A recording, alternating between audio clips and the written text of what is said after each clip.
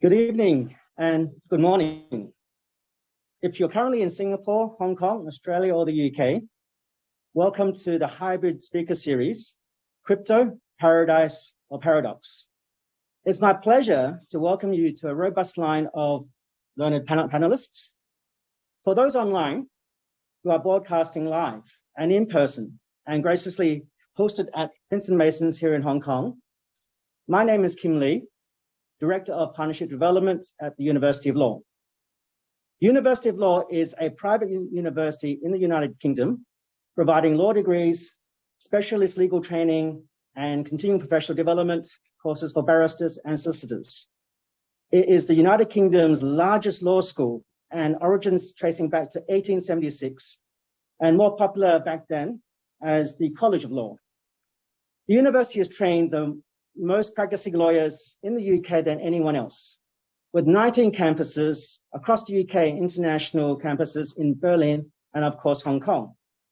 Our LLM course and many other programs are practical areas of study designed for law and non-law graduates who wish to specialize in a particular area of law. The latest Solicitor's Qualifying Exam, SQE, allows individuals, whether you have studied a law background or not, to qualify as a solicitor and expands your career and credentials. Our suite of SQE courses, materials, and tools will prepare both you as a law or non-law graduate as a career as a solicitor. With the downturn of the cryptocurrency, what we're here today to listen about, prices and crashes of one of the stable coins, it has some investors trying to recover their losses in the US courts. So how has cryptocurrency litigation fared so far? And the challenges investors may face. Bitcoin and other cryptocurrencies are an increasing high profile, high growth, and an area of developing finance. They are, despite regulatory action, likely to continue being integrated into the wider financial system. However, these financial institutions and asset managers already are involved or intending to become involved must be mindful of the full breadth of the legal risks. One of the latest lawsuits that took its aim was at Terraform Labs, the company behind Terra USD, over the stablecoin's recent collapse. An investor sued the Seoul-based company and its chief executive, Do Kwon, on June 17th. Alleging that they failed to register the company's digital assets as securities and worked with several venture capitalist funds that backed Terra USD to defraud investors. Plaintiffs also in January filed a punitive class action against Kim Kardashian and a former boxing champion, Floyd Mayweather Jr., and others in the High Greek and Gentile case, alleging that the defendants made false and misleading statements in social media posts to investors of the cryptocurrency token Ethereum Max. 1 week after this, Hermes, a Paris-based fashion brand, sued Maison Rothschild in federal court in Manhattan. The suit alleged trademarks, an infringement on the company's Birkin bag trademark, saying that they allegedly created some Meta Birkins NFTs. Cryptocurrencies have to date been largely unregulated. However, this is rapidly changing worldwide as well as here in Hong Kong. In response to concerns about money laundering, increasing levels of consumer involvement, and cryptocurrencies increasing integration with the mainstream banking sector. With this, allow me to introduce our speakers, who I'll invite shortly to share a little bit about themselves and what they do. First of all, we have to my right, Ms. Jennifer Wu. Jennifer is the Senior Commercial and Tech Disputes Lawyer at Pinsent Masons. Following that, we have Mr. Thor Chan, who is the CEO of BGE Limited and a CTO for the HK Holdings Limited here in Hong Kong. And finally, but not least, we have Brent Sellers. He is the Associate Director at Forensic Services at PwC Hong Kong. Jennifer, could I invite you to share a little bit about yourself? Yes, thank you, Kim. Welcome, everyone. For those joining in person, also welcome to our virtual audience as well with us today. If you cannot hear any of us at the back, then please just raise your hand and we'll try and speak a bit louder. Hopefully this volume and pitch is okay for everyone. We're very excited at Pinsent Masons to host the event this evening on cryptocurrency. By way of background, my name is Jennifer Wu. I actually lead the tech and data team in Hong Kong at Pinsent Masons. A lot of what we do are really obviously advising on people working within crypto and also blockchain NFT in navigating around the legal and regulatory landscape in Hong Kong. But also, we also deal with crypto disputes because by background, as most of you already know, I'm a commercial disputes lawyer. So when we deal with tech disputes, we do see a lot of these issues coming out, especially in relation to new tech. And that's it for me. Thank you. So, if you may. Yeah, thanks for inviting me. Thanks for having me. I'm Paul Chan, CEO of BGE Exchange. Right now, we are applying for a license in Hong Kong, and then we've been running and operating some crypto trading, crypto exchange, and also custody business, mostly in Asian markets. I started my crypto career in 2016, and then back then before that, I was an engineer on the tech background, not big background.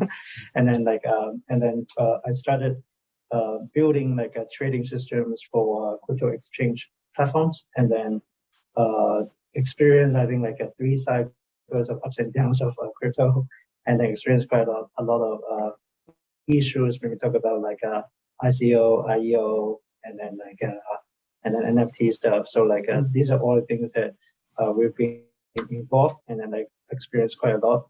Maybe as a platform operator, also we've been running the ventures arm, and then invested quite a lot of crypto projects and blockchain projects, layer 1, layer 2, Web3 projects, and NFTs projects.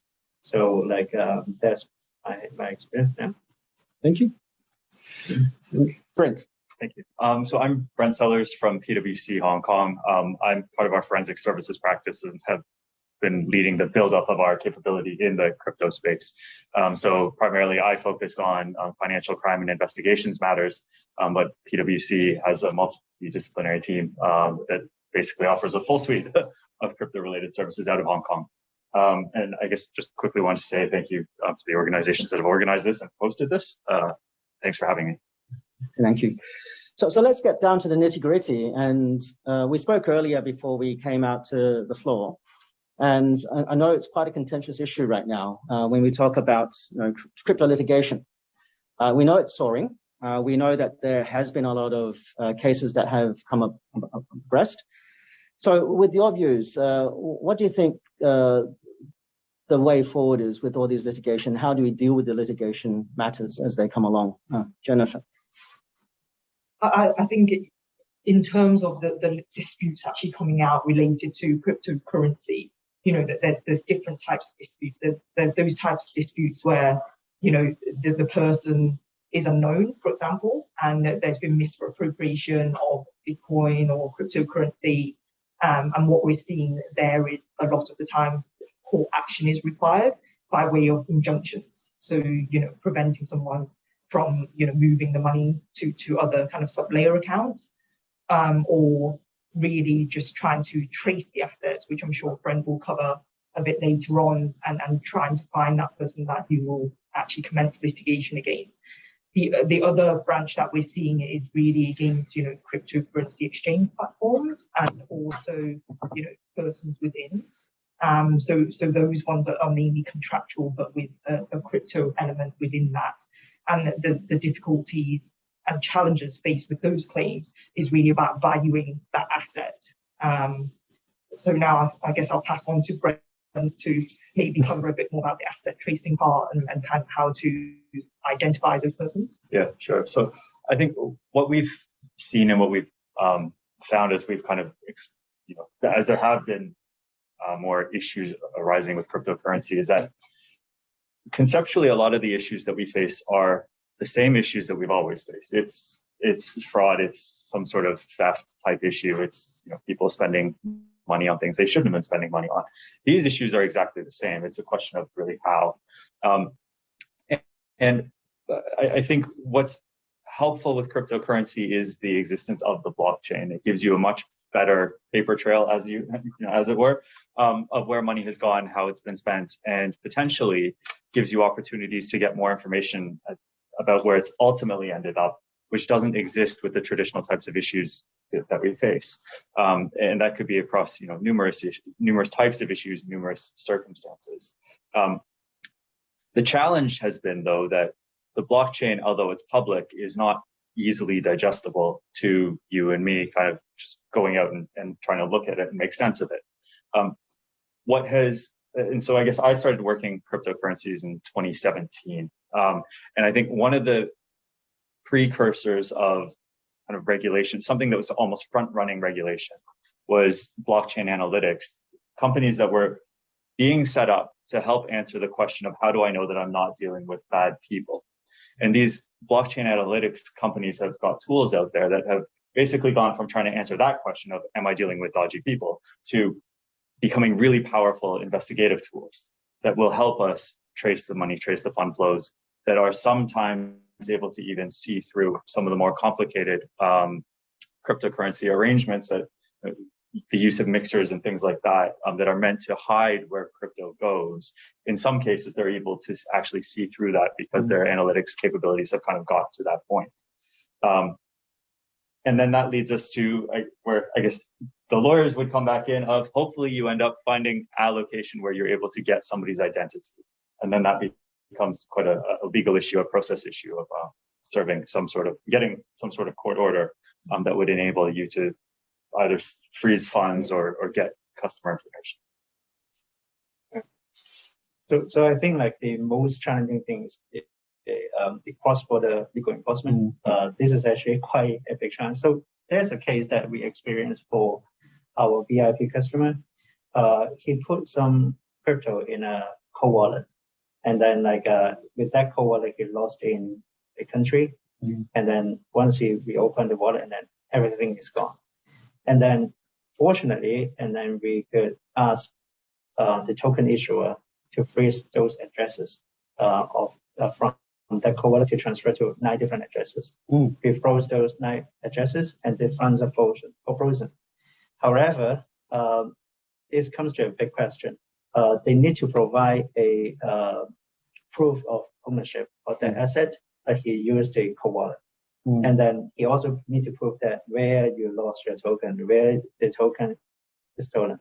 And then, okay, with that document is not issued by himself or maybe just a legal advisor, but if you need to go to the police station to ask for, can we get a legal enforcement to keep them to freeze the tokens for 30 more days so that we can trace, etc., etc. So for that case, it's actually very, very complicated because he lost the token in Singapore, but later on found that that guy is the hacker actually coming from the last IP he had logged in with that centralized exchange in Canada. So the legal enforcement is very, very complicated. That need to talk to different jurisdictions and then the police and get that. So, and at the same time, because the token issuer, they cannot freeze the tokens forever. And then 30 days, you need to give me the legal enforcement, or not, I will unlock the token for that. So this is actually quite challenging because of the cross-border legal enforcement. That's one very challenging thing. And I think Brad also mentioned the blockchain analytics. I think this is something we are like us for an exchange platform. We also scan all the wallet addresses when the money comes in, and then we will give them a risk score and then trace that, and then give them a tag. So we can tag those fund flows and then to do tracking. So that helps to identify who is keeping the money, who is transferring money to. But still very challenging because of the cross-border legal enforcement. So when it comes to jurisdiction, you mentioned about cross-border issues. Who has the right of say then in the end if there's multiple jurisdictions in that circumstance? I guess from a legal perspective, normally what we see is if there's different jurisdictions, right? It's almost like trying to catch where the money is. Right? You follow the money. Okay. So eventually, I think it really depends where the money lies, and that's where your legal action would commence. And that's where you kind of have Brent involved in terms of helping us track and kind of locate and fix it, and then also the client who might have already been doing things in the background in terms of trying to get the law enforcement agencies on as well, if they can help at all. But often I think in terms of tracing and tracking, the police may not be able to help, which is why you always need kind of forensics on board. Yeah. Right. Now switching to something more contentious, what do you see the role of, I guess, government or securities and exchanges when it comes to how they deal with legislating digital assets and providing rules or providing the enforcement, as you just highlighted? Brent, as the authority in that matter. Sure. I think what we hear from the industry, and Thor, please feel free to jump in on this, but what we hear from the industry is that, number one, they want clarity, they want to understand the direction of travel, and they want certainty. Starting a crypto business, it might be, two guys in the basement kind of thing, not in Hong Kong, obviously, because nobody's going to have a basement, but it might be that idea. Or it could be people that are really serious, have really good business ideas, have institutional type investors who want to put money in, want to know that it's going to be protected, and know that they're going to be investing in a business that is actually viable. And regulators, the government, have a role to play in that by, like I said, creating certainty, creating clarity. Not that things aren't going to change, but that things are going to be reasonable and that there's a kind of clear direction of travel. So almost kind of the principle of where we're heading is clear. And I think what we've seen, for better or for worse, I think Hong Kong has been seen to be a jurisdiction that is lagging in that regard. Some other jurisdictions have been way ahead. We've had the good fortune at PwC to work with regulators in different locations, some that moved very early, some that are moving now outside of Hong Kong, just to make that clear. But those jurisdictions have kind of understood that there is an economic benefit to providing this environment. And it doesn't mean opening the floodgates and letting everything come in. It means holding standards, protecting the reputation of your jurisdiction. And that's very, very important, but also kind of understanding the commercial reality of what it takes to enable good business. Jennifer, from a defense or a legal point of view, what would your views be? I think when we're looking at obviously the regulatory side of things and dealing with the regulators, the two new regulators for crypto are the HDMA and SFC. And in terms of what we're seeing from them, I think they are trying to be proactive, to give them some credit. But then it's also striking that balance with, we discussed this earlier about making their existing rules fit into something that's very innovative and new. And I think that's where I see a lot of the friction, right, in terms of what they're trying to do, because they've already got a set of legislation that they're happy with, they probably used for decades. And now there's something new that's come along, and they're just, trying to balance between, the industry and making it kind of semi-work for you guys, but also working for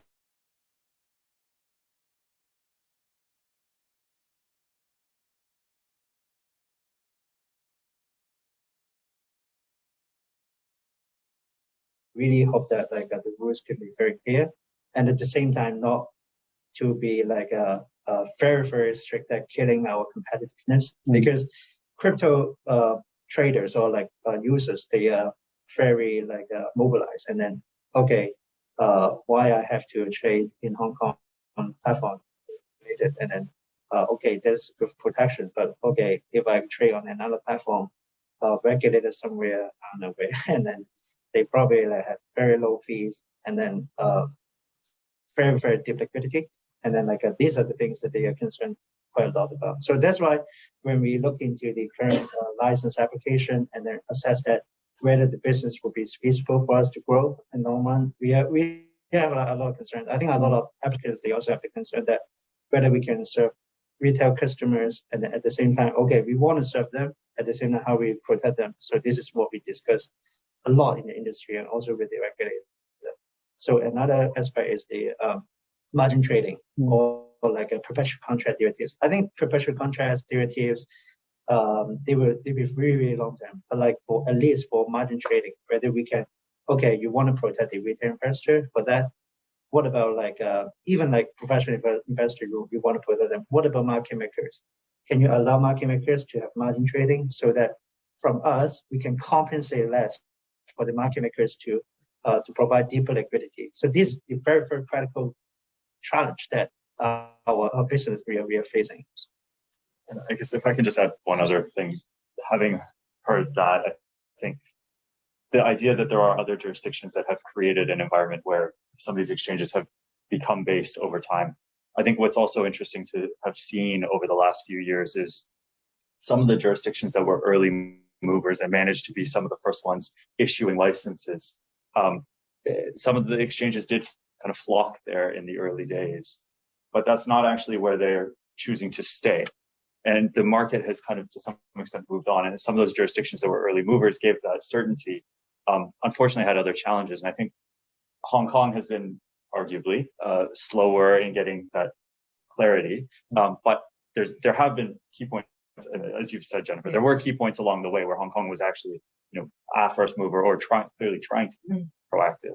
And I think we've, as an international financial censor, there still is the opportunity to kind of leverage our reputation as a deep pool of liquidity, a place that has a long history of access to deep pools of capital. And as long as we get the regulatory environment right, those things could, conceivably transfer over into this sector as well.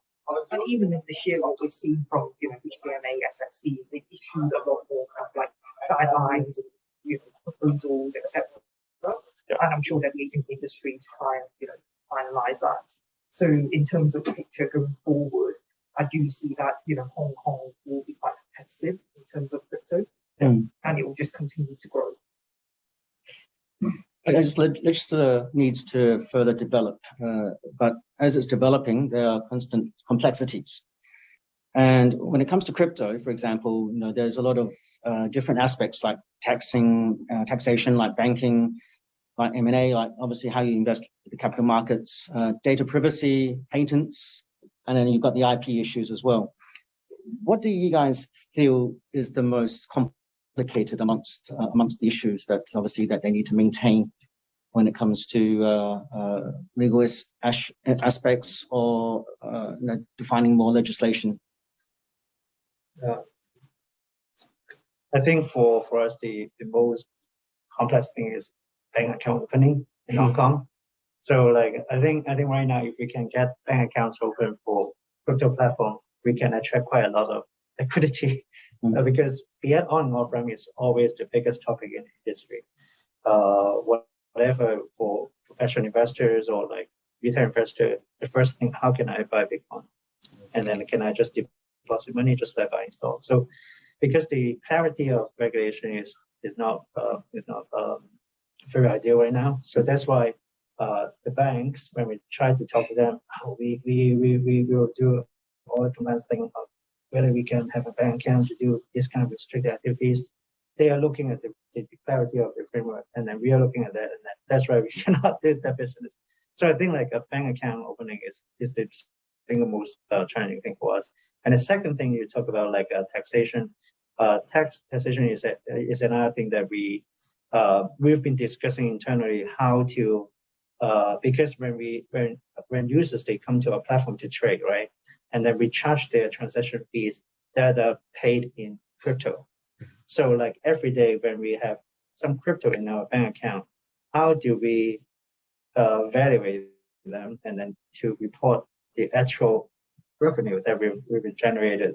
And then like, do we do mark to market to settle it every day or like a monthly?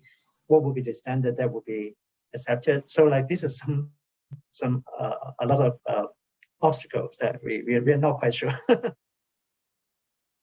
Brent, any ideas on what you see as the most challenging? I mean, the points you raised are all challenging is the short answer in different ways.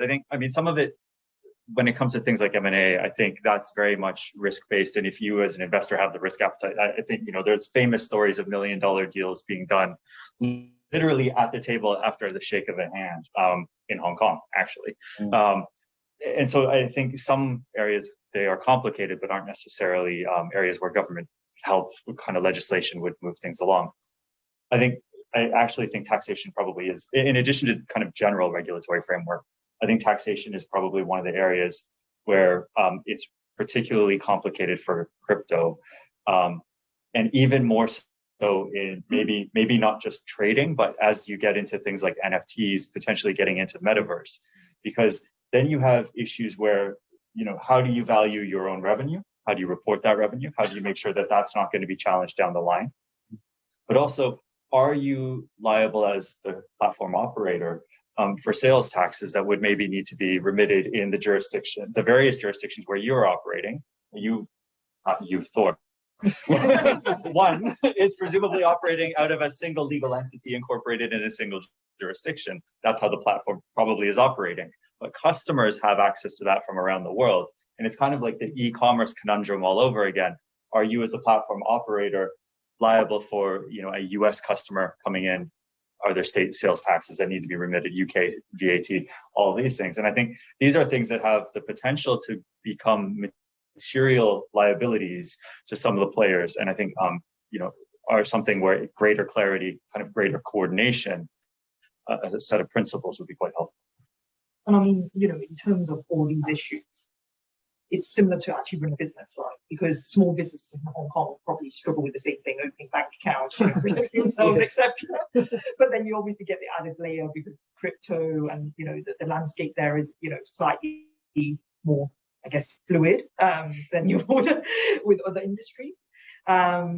So I guess my view in terms of the legal side on that is there is a proposed bill for the anti-money laundering, which would then regulate the crypto companies akin to kind of the traditional finance companies, right? In the sense that you need to do the KYC type checks and things like that. So if that legislation is passed, I think it might give, hopefully, the banks a bit more assurance as well, that at least, you'll also be complying and it's a bit more aligned with their own practices. And I'll just say that it's exactly what you said. This isn't actually a new issue, unfortunately. This is something that made the headlines repeatedly 5+ years ago. There were concerns that banks in Hong Kong were being too stringent when opening bank accounts for especially small businesses. Many of those issues were addressed. We know the HKMA was very proactive in trying to kind of resolve those issues, but now we've got another new difficult thing. And so those kind of issues have kind of come up again. Yeah. Almost like a KY digital clients, it's not just KYC, you need to know basically everyone and their backgrounds as well. Yeah, and I guess, so we, of course, being PwC, we've also worked with many of the large banks, and there's one institution I can think of that I had lunch with one of their compliance people last summer, and at that point in time, this compliance person said, it's our view that as of today, we haven't touched any crypto. Now, they knew that probably wasn't strictly true. There were probably customers kind of doing roundabout things that were exposing them to crypto. But they, as the bank, hadn't accepted any crypto clients, direct crypto clients. But these people knew that it was just a matter of time. The challenge was who was going to stick their neck out within the organization and say that, yes, this particular client, this particular transaction or relationship is the one where we are sufficiently comfortable that organization has good anti-money laundering and compliance controls. And now we are finally comfortable to kind of create the precedent that these are companies that we are happy to do business with. And I think for many of the banks, it probably is that once we get one, hopefully they got comfortable with that. They understand how they did that. They may have talked to the HKMA about that journey they've been on.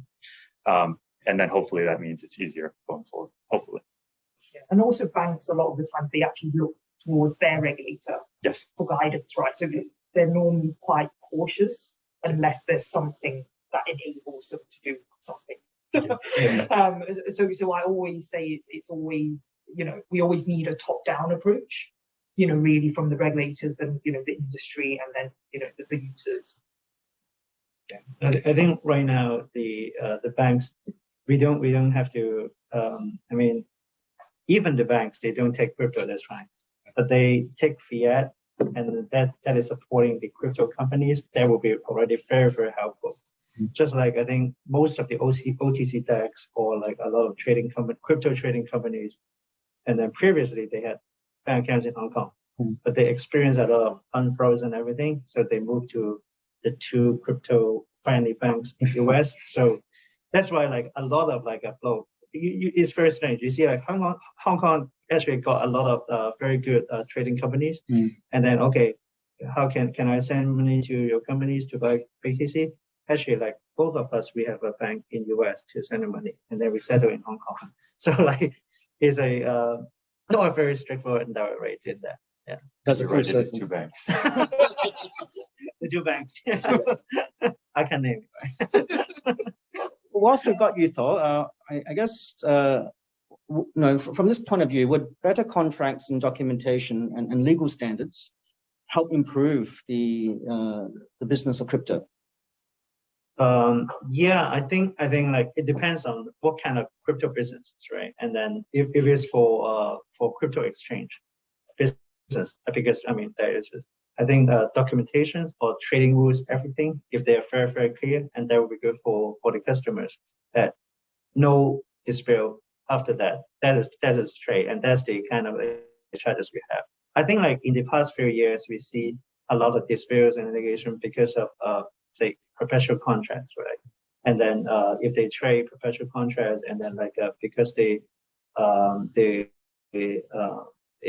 funding rate is not transparent, or the index price is just transparent, so some of their positions got liquidated, and then like, oh, why you liquidate my position at that price? You see, like in the whole market, in this exchange, that exchange, the index price is like that. Why your price is much lower, 5% lower, and you liquidate my position? So we saw a lot of like arguments in this area because of the positions got liquidated. They think that they were not treated fairly because the exchange manipulated it, and then that's why like I think like we need clearer like trading rules, and also like even for market makers and liquidity, what they are doing, and then are they trading against the customers, or like are they treated not on a level playing ground, and then like they have like some faster access of the exchange platforms. So these are all the things that I think right now not very transparent to the market participants. So that's why like a lot of disputes in this area. So that would be helpful if it's much clearer. Jennifer, as a lawyer, how would you respond to obviously better statements, better documentation when it comes to dealing with any litigation issues? I think, with litigation, it's always kind of looking back at the contract, any kind of terms that you have with the person you're in dispute with, right? So the clearer the terms, the lower your risk, I guess. And if there are areas, and that's where we really see, the contentious issues coming out. And a lot of the times, parties might be arguing just over one word, or 2 words, and then you kind of think actually only when you're drafting those terms or drafting those contracts it was mentioned, then eliminate the disputes. But often I guess when parties are drafting things, we don't have the benefits of hindsight, and that's where I guess my job becomes quite fun. Especially when you're just reading those 2 words over and over again. Have anything to add, Brent, to that? I think I would echo clarity of contracting is probably pretty important, because if we've become involved in a dispute or an investigation type situation, then there is maybe 2 words, or maybe sometimes a complete lack of contractual documentation. And it was just based on understanding and recollection of what a situation was meant to be. And I guess, a concept that is out there is the idea of smart contracts, which Jennifer and I have talked about before. And smart contracts are computer programs. Despite the name, they're self-executing. They're programmed to work a certain way, but there can be flaws in those programs, and they themselves are not actually contracts.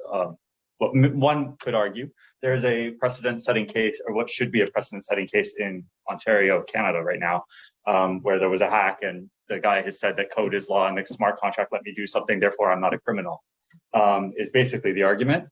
And I think it's quite clear which way that will go. And when that happens, I think it will then be clear that, code is not law.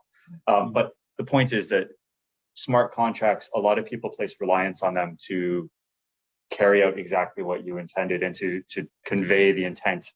But they can be flawed. Having something that lives outside of that software, an actual contract, kind of fallback clauses, terms that protect your own interests, can be quite helpful, quite valuable. Here's one question about virtual asset rules. What's your views on it, though, from a business point of view? How to navigate the ever-changing rules that may apply in the future? I think for crypto exchange business, right, the rules they are actually in Hong Kong, the rules they are not changing quite a lot. We're still looking at the same paper, but like I think like the rules they should evolve quite quickly, because especially in the blockchain industry, like all the new products and the ways of like product issuance, and they're changing quite quickly. And then technologies they change quickly. Like say, I think when we read the position paper, right, and then like we didn't even talk about like NFTs back then, like 3 years ago, and then now NFTs. How do you treat it as an asset? Like, is it a security token, and or like how do you define the security nature? And you get the incentives or like a staking reward in terms of crypto, and that is stable coin. You can easily change it to fiat. Is it kind of like a collective investment scheme? So these are all the rules that should change like very quickly to look into the to govern the crypto technology involvement. So that's the same. How about we move to some questions to the floor? There are a lot of questions coming online, so our viewers on Zoom have actually sent through quite a number of questions. So allow me, if I may, read from my system. This question goes like this: the total value of cryptocurrency is pegged at over 3 trillion. That is more than the market value of companies such as Apple, Microsoft, and the biggest than the GDP of many nations. The US happen to be the biggest market for cryptocurrency, followed by Nigeria. How do you see Chinese government, which bans cryptocurrencies, as most of these transactions were used for illegal activities, such as money laundering, illegal fund raising, fraud, pyramid schemes, and other illegal and criminal activities? It ends. China has deemed that these transactions are not just a risk to private property, but also national security and social stability. May you please share some of your thoughts? Thank you. Who would like to tackle that one?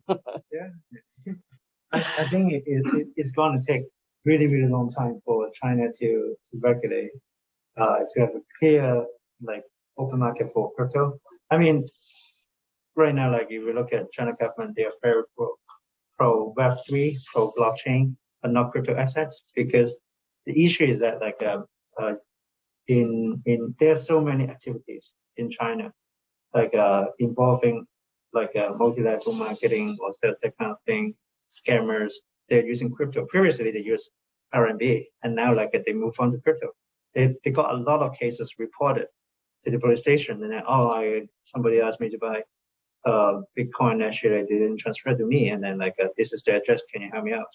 So many cases that actually a lot of troubles related to crypto. I don't think like the problem is, okay, you have the crypto and then you can because of the money outflow, everything, okay, that could be the problem. But if you look at those exchanges now, they need to have KYC documents submitted to the government, and then like all the flows, they can easily freeze it. That's not the biggest issue. The biggest issue is that a lot of people they're using crypto involving like that kind of like a scamming activities, or like online gaming, and that's the biggest problem. But I think like in long run, when they have like their own ecosystem in blockchain, or like a blockchain service, that kind of like network, and then like they will have their version of crypto. So what I see like the future of Web3, there will be two worlds. There's one world with women in China, and then another world is outside mainland China. And you see that like a crypto outside mainland China, there will be another ecosystem. Within mainland China, there will be another Web3 ecosystem with their own tokens flowing in, because they are very pro blockchain and Web3, right? Tokens and cryptos, they must be there. If they don't have that, that's not really Web3. Yeah. Well, I think it's just about making it work within China as well, because there are, I think the more certain asset that they're okay with, right, like NFTs they're even okay with, it's just crypto that they're just completely banning. And from a disputes point of view, if you ever need to enforce, for example, an award that's cryptocurrency in China, you can't, right? So that's something to think about. So segmenting. So segmenting is the way forward then. For those, for claims, you can't really segment them, right? Then you just have to pick another jurisdiction to enforce. But if most of the assets are in China, then you also need to weigh that up before commencing claims, I would say. Yeah, but that's actually a very interesting opportunity for Hong Kong, because like we can foresee that there will be some kind of private blockchains in mainland China. And outside China, there will be the public blockchains that we are using, like Ethereum and stuff.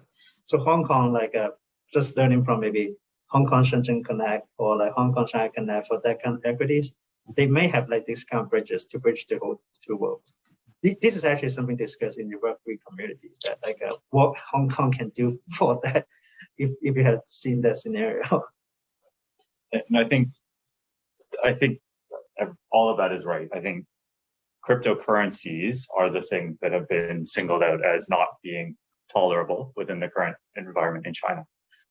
But Web3, definitely China is very interested. There are large NFT markets, or have been large NFT markets that have operated within the laws in China. China has been at the very forefront of developing the ECNY as a central bank digital currency. And I think is very much interested in driving the adoption of these types of central bank digital currencies to help facilitate cross-border trade flows. And so I think there's a difference between, ECNY is not for cross-border trade, that's for domestic use, but it is also, China is also interested in cross-border CBDCs. So I think the innovation will continue, but just kind of within, I think every jurisdiction has had to kind of make its own decisions around what is the risk appetite.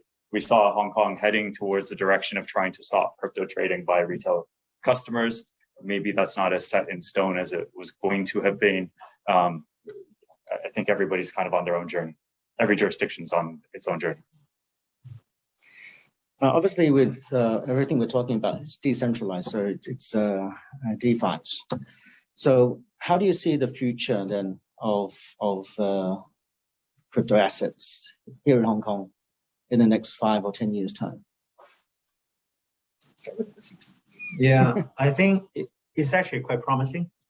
Now we are applying for license, and then in touch with the regulator and the industry, they're very proactive, actively listening to us, and then understanding our concerns. Okay, these are our concerns. Insurance, 98% in cold wallet, and we need to buy 95% coverage for insurance fee. Paying 3% is impossible. And then if we really do that, and then we can do the business. And, maybe we can look into that. But what's your suggestion, right? So at least they're listening. So what I see is that in Hong Kong we have very, very good financial infrastructure and very solid banking system.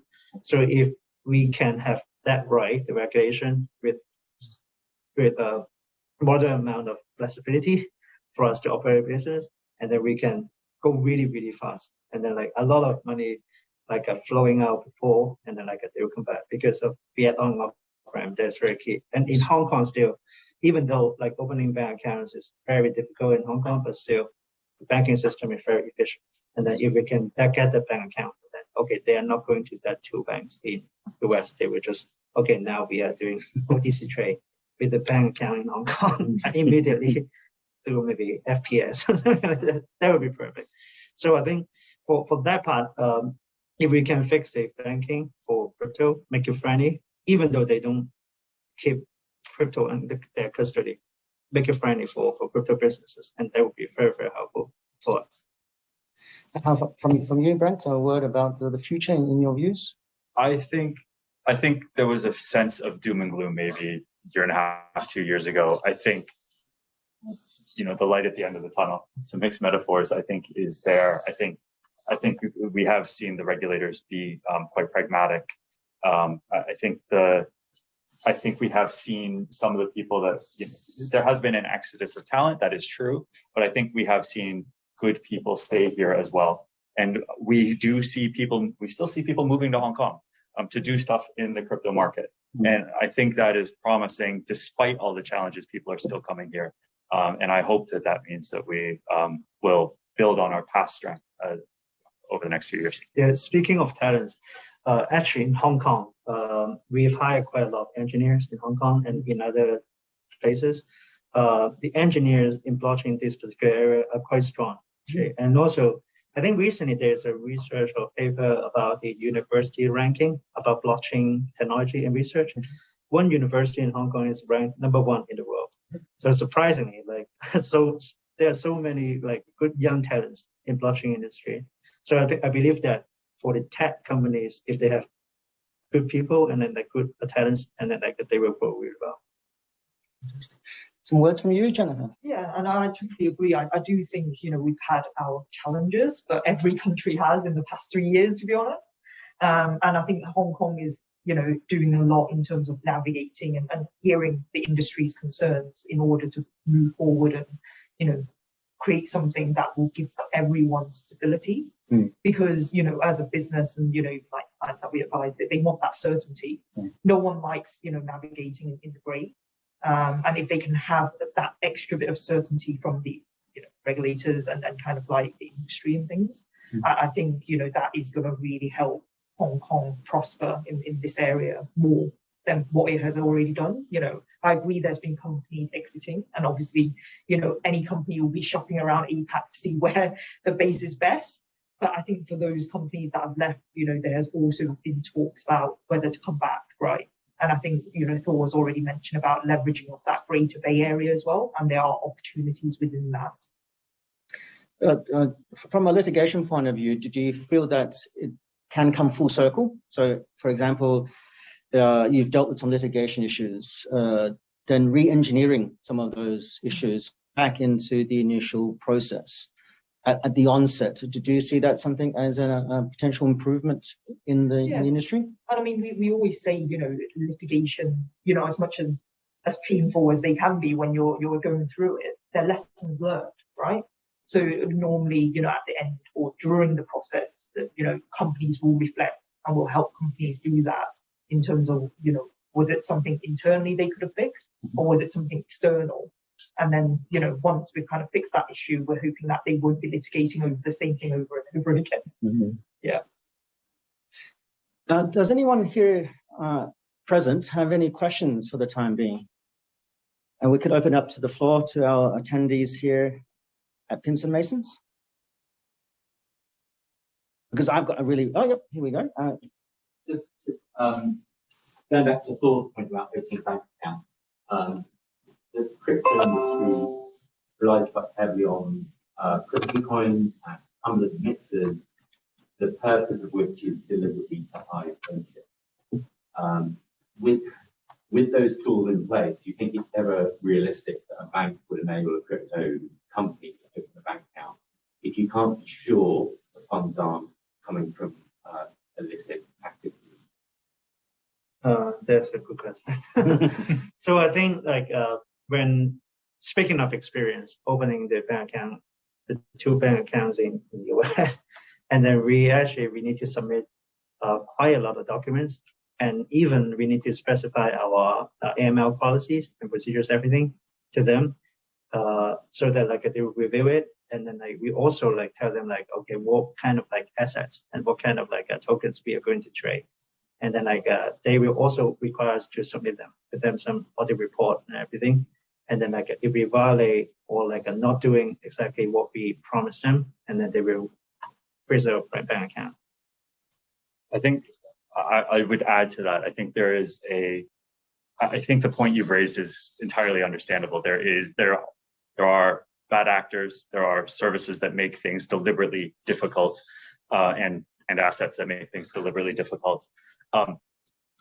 Some of the tools, like I mentioned earlier, the blockchain analytics tools that the exchanges have put in place, some of the banks that have gotten comfortable with crypto themselves use these same tools, and some of them are actually incredibly helpful in giving you an overview of the transaction activity that a certain exchange engages in. And so it'll be able to show you it's quite interesting. At a glance or at a click, 30% of this address's activity is with regulated or high quality exchanges. 20% is with exchanges that aren't problematic but aren't regulated. And you can see, certain amount of activity is with mixers or directly with darknet markets and those types of things. And so you can get transparency around that as a financial institution gives you kind of 1 degree more comfort than just looking at a set of policies and procedures, and kind of helps you, evidences that the policies and procedures are hopefully, being carried out the way that they're represented. Thank you for that question. And any other questions from the floor? If not, I've got one question. And we spoke earlier about obviously how crypto has generated other sources of income in businesses. And we mentioned earlier about the insurance and the indemnity side of the business. What are your views on that? So we could share with the audience today. All three of you, of course. So, Brent. I'll go last. Yeah, maybe let me talk about insurance. That's the biggest problem that we are facing right now. When we apply for the license, we need to buy insurance to cover the asset. So this is the requirement. We need to put 98% of client assets in cold wallet. And with all the assets in cold wallet, we need to make sure that the insurance can cover 95% of that. So say if we have 100 million in the cold wallet, and then we need to make sure that we have 95 million insurance coverage, that's the limit. And then even they don't trade, we need to buy insurance for that. And then the insurance fee is up to 3% per year, meaning that if we take the deposits from the clients and we put them in the cold wallet, they don't trade and we don't make money, but we still need to pay 3% of the insurance fee. So this is very costly. And also this is the very, very strict requirement that we don't really see in other regulatory frameworks. So what we are seeing is that, okay, in different jurisdictions or this is the kind of insurance policy, and then whether we could buy less percentage or not count it as the percentage, but maybe a different tier with fixed amount. So there is a lot of operational overhead for us, because now in order to do more business, to take more deposit, we need to reserve quite a big amount. With that amount to divide the insurance, that is very, very high level. Yes. And then if we have one VIP customer deposit more than that level, and then meaning that we already reached the rule. So this is actually the industry. I think a lot of us we've been discussing how we can make a sensible requirement that give us some rooms to do the business. And that's one thing. And the second thing is, okay, say we don't care about the operation cost, or we don't care about the insurance cost. We still buy that. We can't find the insurance companies they can underwrite that kind of policies. If say now in Hong Kong there are two, or one crypto exchange license and then another one with in-store approval, and then if we have more in Hong Kong, the insurance industry, they may not be able to serve all of us. So meaning that, okay, this is the capacity. You guys are buying a lot of insurance that they cannot cover. And then so we can only allocate a little bit for you guys, meaning that, okay, we can only take a little bit of deposit from the customer. So this is the challenge that we are facing. And I think it just shows that, there is a need, not just by, one industry, but the strengths of Hong Kong to actually group together, right? Because banking, insurance are the two predominant industries in Hong Kong. and in terms of offering, you know, enough service to cater for the customers, but also an attractive premium, right? And that's where I think bringing more insurance companies in will actually, you know, give more competitiveness, right? Especially in the terms of premiums and terms. Yeah, so we definitely love that. Now we can only talk to one guy, yeah, one company, one insurance company and 2 banks. Yeah. I think Jennifer, you made the point earlier in a different context about the tone from the top, and I think this is an area where it's difficult for a Hong Kong-based insurer to say that this is something that we're going to do, because you've got to convince your own risk committee and your own board that this is sensible. You also have to convince the insurance authority that this is something that you should be doing. With the tone coming from the top, then that this is something that we as a economy want to be doing, then it kind of shifts those conversations. And, you know, I mean, some of the insurance companies are owned by some of the families that are active in Web3 and NFTs and things like that. The interest is clearly there. It's about making sure that, you know, that gets channeled and translates into meaningful creation of business, new business. But I think, you know, previously when we were all chatting, you know, it's only a matter of time, right? Because crypto isn't going away. It's here to stay. So whilst that, you know, some industries might still be trying to move along and you know, regulate or, you know, come up with policies that suit, they'll have to at some point, right? So I think for those companies that are able to grasp this earlier on, they'll make more profit, you know, as the economy and the world evolves in crypto. I think the point you made, though, about as a business offering, obviously, these assets and these opportunities, having that insurance as an organization would definitely provide investor confidence. Do you see a role in because I don't think many people were aware that you organize indemnity for your investors? Yeah, I think if there are more insurance companies doing that, they create a bigger pool, and then they will just like hedge their risk within that, and that would be really, really helpful. I think like that company, the only company in Hong Kong offering like that kind of insurance policy for crypto, when they started it, and we had discussion already, because this is the future of crypto, and then like for insurance company, if they're first one, they're very, very interested. Like, because I think when they somebody like explained to them, and then like they understand the crypto future for that, and they get very interested and they see the potential, because they are benchmarking. Okay, so say in the whole world, there's so many crypto exchanges or like other licensed entities.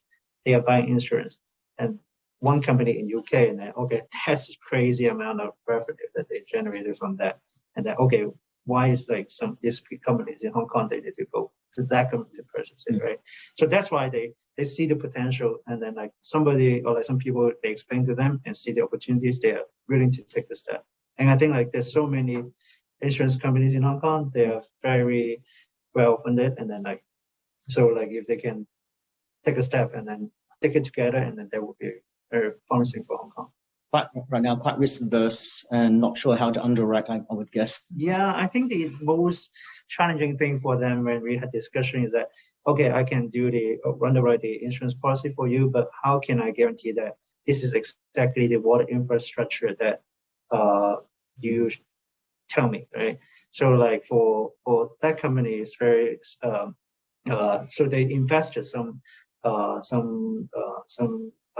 talents to do maybe auditing on the infrastructure, and auditing there to do some penetration testing, validate your wallet addresses, everything. So these are the new areas. So that new company, they're willing to learn and tap into this new venture for that. So that's why they can do it. I think like when they see, okay, this is doing quite well, and other company, they will start following through and put in some more resources to into talents in the insurance company, and they can do that.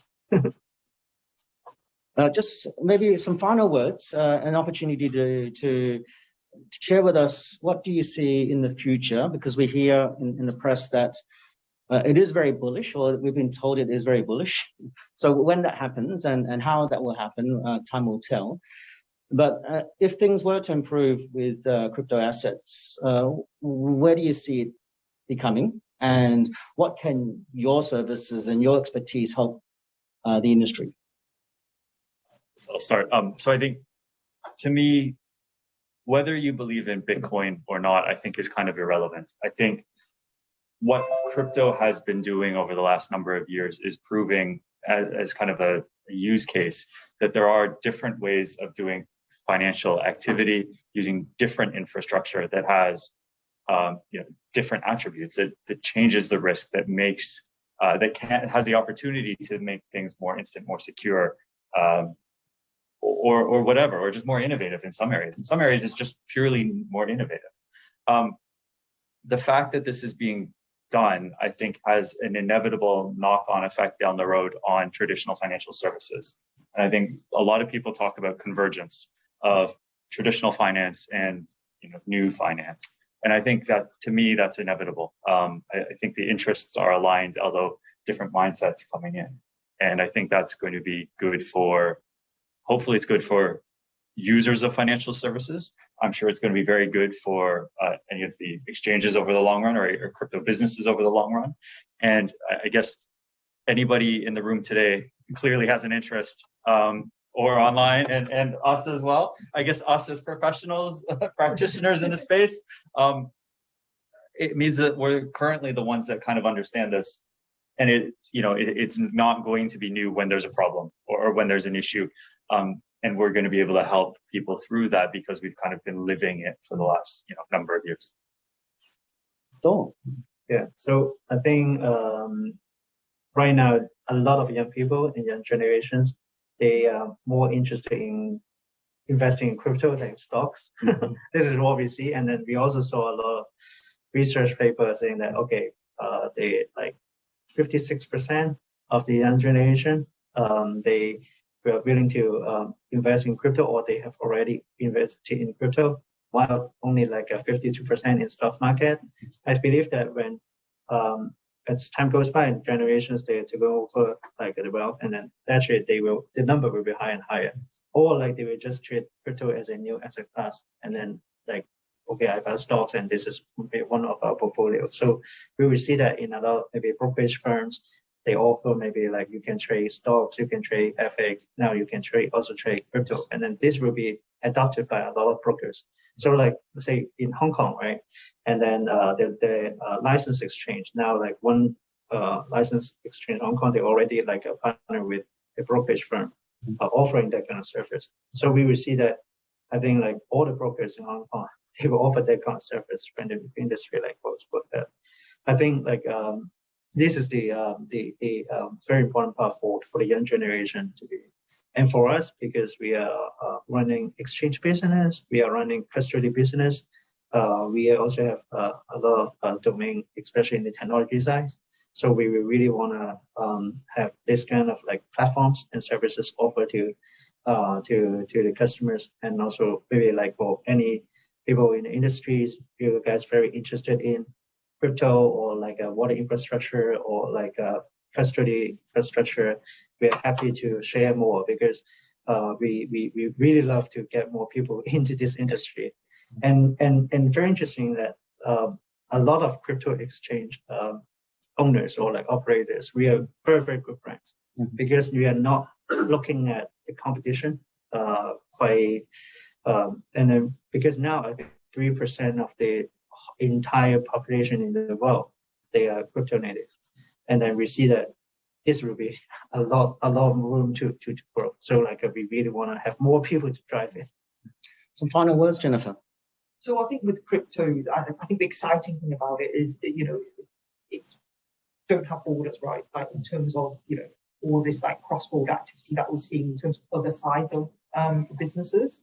This is one that I think can transcend across all borders, and you're still talking about the same language, bar the regulatory side. and I think that's why the young generation has actually taken so much light into it, because like anything that they do, it's simple. They can actually relate to it, and also they can touch and probably liaise with people across the world on it as well. And I think that's how they like to connect, and it's only going to be going forward in the future that way as well.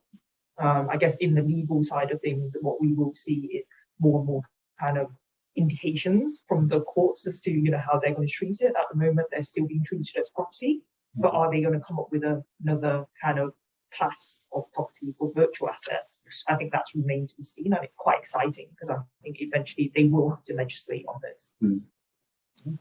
Well, thank you, all of you, for your time and your thought leadership. It is a pleasure to have so many people here and even more people online. I think people are still preferring to attend a virtual engagement. Nevertheless, it's been very interactive. I would like to say some special thanks to the Chartered Accountants of Australia and New Zealand who supported us for this event, the CFA Society of Hong Kong, and of course our speakers, Brent from PwC, Thor Chan, the CEO of BGE, and last but not least, Jennifer for her efforts, and for Pinsent Masons for hosting us today. For those here, stick around. We do have some networking and some drinks to serve. But that's it from us, and thank you very much. Thank you. Thank you, everyone. Thank you.